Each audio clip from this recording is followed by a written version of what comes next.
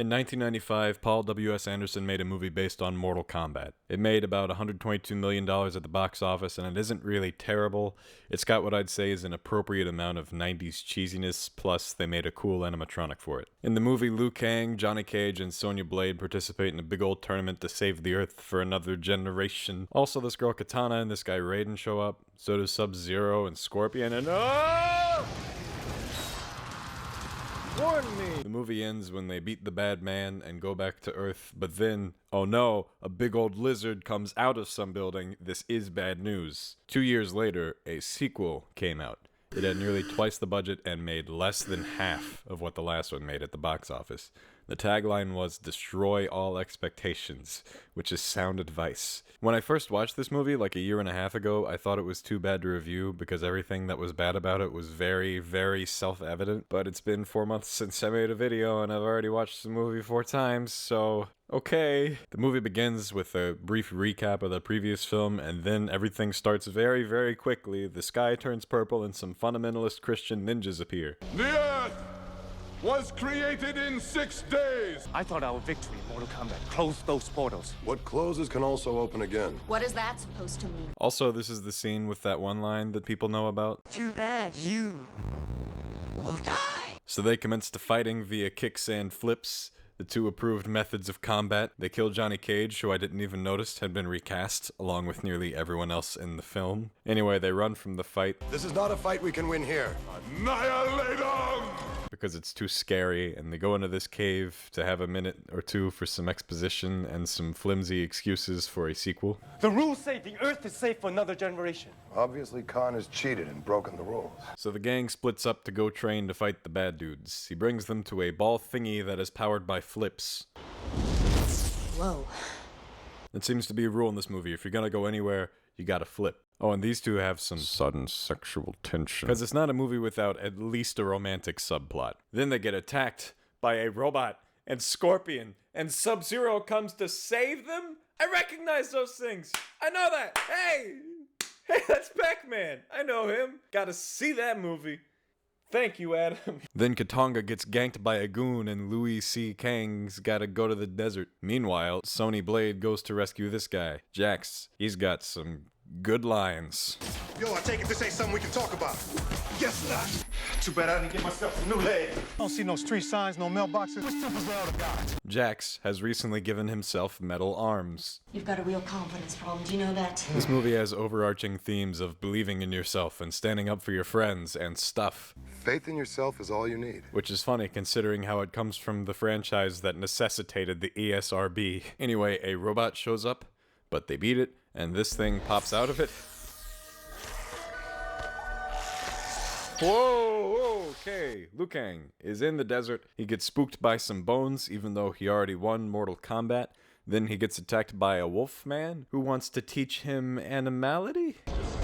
It's the fire inside of you. Your everlasting faith in yourself. Feel your animality. You can just feel 1997 in the air. It's thick, like soup. I've seen better. Don't sweat it. I've seen worse, too. So, you know, he's somewhere on the spectrum. Somewhere near the upper middle, I suppose. But when Liu is supposed to be learning on a vision quest, this lady appears.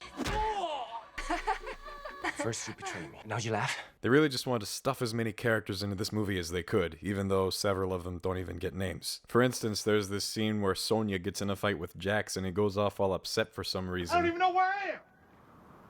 I need to use the restroom. I ain't got no toilet tissue.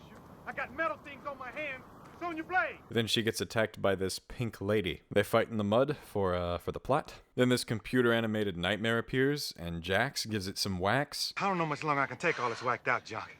But you do look good in mud. Can she fight as good as she looks? You got an incredible set of legs. For kicking at me. So Ray Romano goes into the temple and says, "What's going on?" He has a long conversation with some special effects, and then he decides to become mortal. So everyone meets up at the temple, and I hope you are ready for the best scene in the movie. Here it comes.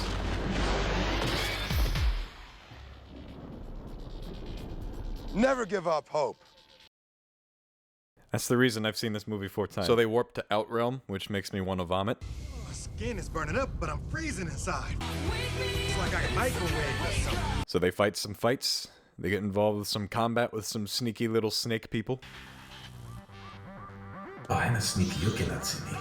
I am the high priest, Peter, you cannot see me. And Lou goes to rescue Kikongo, but there's all these other characters who they included, but they need to get rid of them. So he has to fight some swinging dudes, a four-arm lady, and Baraka, whose head is too big for his body. And it turns out while all that was happening, Bad Purple Lady showed up, but they beat her, but Green Girl betrayed them.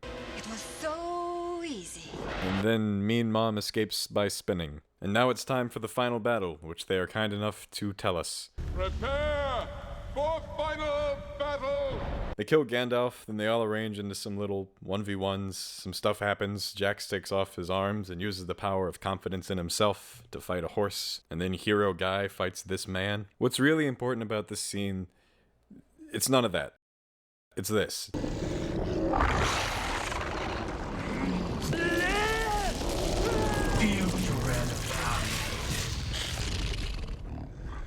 Impressive. You've come prepared, but not good enough.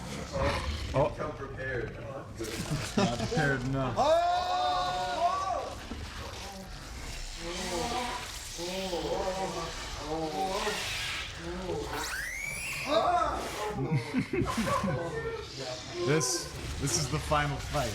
This is the climax. This is the climax of the movie, Evan.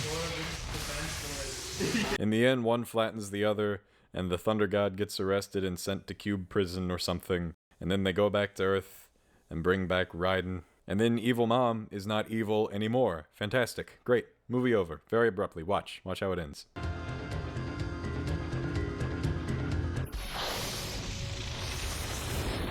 Well, that was awful in every conceivable way. Let's cleanse our palate with Food Fight and Season 4 of the Irate Gamer Show. And we're gonna put those on at the same time. We'll be searching for captured spots in all sorts of areas, and only a mascot of you just... That was too easy. You know, What a sucker. I do this to myself, really. I choose to live this way. Let's see what Xbox is out I could here. watch good movies. Hey, Wilkins. Hey, you see anyone giving away...